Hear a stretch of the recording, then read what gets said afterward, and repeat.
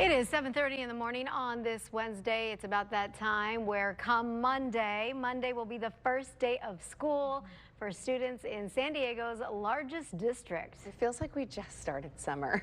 What happened? It But went here quick, we kids. are. We wrap it up with a bow, and Superintendent Fabi Bagula joins us now to talk about how San Diego Unified is getting ready. You guys have a lot of students going back to school. Good morning, by the way. Good morning. Thank you for having me. How are you feeling about the first day of school? I have always gotten the butterflies before the first day of school, but I'm excited to. I'm excited to welcome all the students. Yeah, and you've been with the district for a while now, but this year is going to be a first for you in terms of holding the position as a superintendent. Congratulations, by the way, for that. How are you feeling about that? There's a lot of things going on, especially that directly impacts your students. I mean, I feel the responsibility, but it's also such a privilege. I'm born and raised here in San Diego, and I'm definitely devoted to the city, but also I love education. I've been with San Diego Unified since 1998. Took a little hiatus from about 5 years and worked at the County Office of Education, but worked with many other districts across San Diego, so it's still been San Diego County. Yeah, this is such a big year for you. I'm sure an honor having to be able to step up to that position. Yes. You've got a big rule that I think all the kids and parents are talking about right now, and these are the cell phone rules. What do we need to know about this? How are things changing for the new year? Well, we want to make sure children are engaged and are not distracted in class. And so Governor Newsom passed a law that we're supposed to implement it in a year, of making sure that children are engaged in school and don't have their cell phones out during class time. I engaged with our student advisory board. We engaged with our PTA presidents, and we talked about what are the measures, how might we do this, what are the consequences, and they came up with a great policy. And I'm going to keep saying they came up with it because they really did. Yeah, and that policy, what is it exactly? That you cannot use your cell phone during class, but you also include in some exceptions, right? Correct, because there was concerns, parents expressed concerns over medical needs or emergency needs, and so there are exceptions for that. And then also middle school is different from high school. Middle school is not going to have their phone out at all. High school does get passing periods and also lunchtime. When we spoke to students, they actually said, hey, we have internships, we have college applications, we have jobs, so we do need to access our phones for any text or email. And so when you go into the classroom, does somebody get your phone, or does it just stay in the desk or a backpack? It stays in the backpack. That's mostly the rules. But because we already had a cell phone policy before this law came into motion, there's a lot of teachers that do have those kinds of cubbies or those kinds of packages where they do expect the children to put it in there. I'm not touching that rule. I think that's still a good, if it works for the classroom, they should continue it. Okay, so it seems like not too much will change, and a lot of kids should probably understand that that rule makes a lot of sense so that they can be focusing on school. I mean, it's just like any of us, we put on the do not disturb if we're trying to do something that makes sense for our job. Yes, and that was actually my favorite. The students themselves said that. They're like, there's nothing really very different. And then they added, ma'am, you've engaged us now for 45 minutes and we haven't pulled out our phone. So if we're engaged, we don't need it. That's encouraging to hear those students kind of,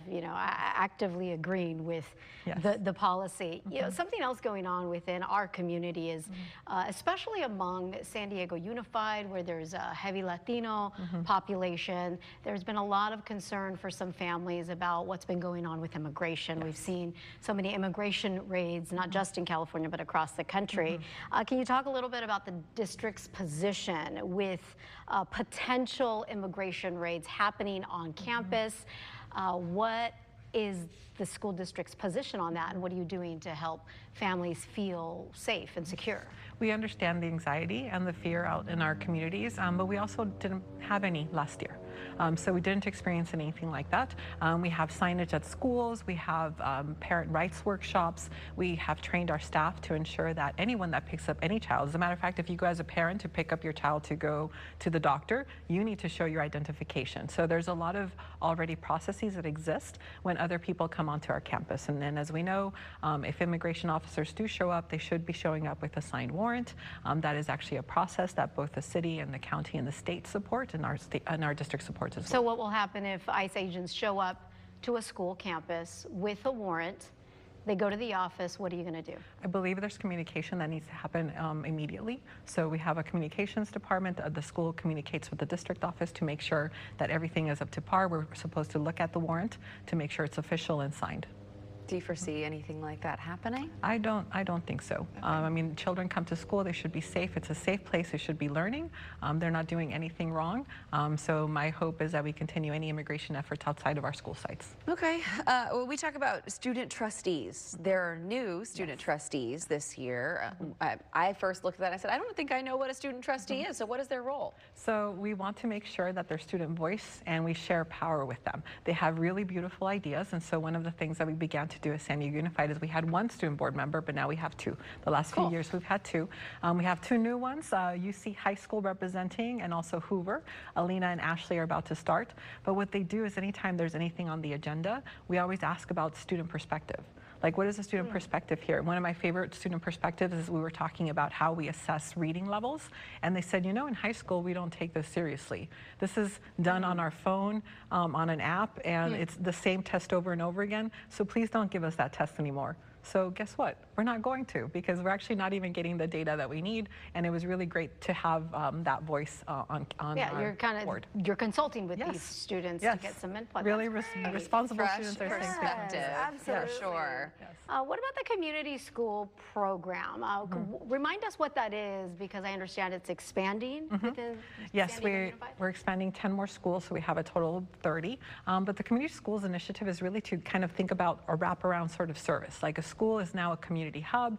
There's going to be services, everything that a child might need to take care of the whole child, including liaisons and relationships with community clinics and supports with restorative justice. So anything that keeps children well-rounded and well-supported in the community, that's what really a community school is. And I appreciate all of the, not only the investment in that, but all of the partnerships across San Diego, because it really does take a village to take care of our students. Yeah, how is that paid for? I mean, where does this district get the money to do something like that? That's a big support from the state. It's a big initiative to make sure that our communities feel that it's a school that belongs to them with all of the services that they might need. School has changed so much, especially for public schools since I've been there, and getting some great funding to be able to do this, wellness programs. I was just talking to a woman who brings a therapy dog around Winston. So I mean, so much help for students that possibly are starting the new year with anxiety, a few worries.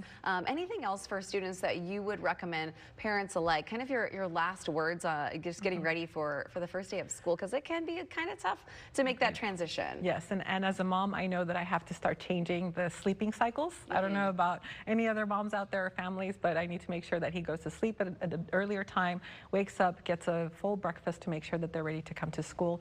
But honestly, like, I just want children to come to school with the curiosity and the joy of learning. That's really the biggest goal.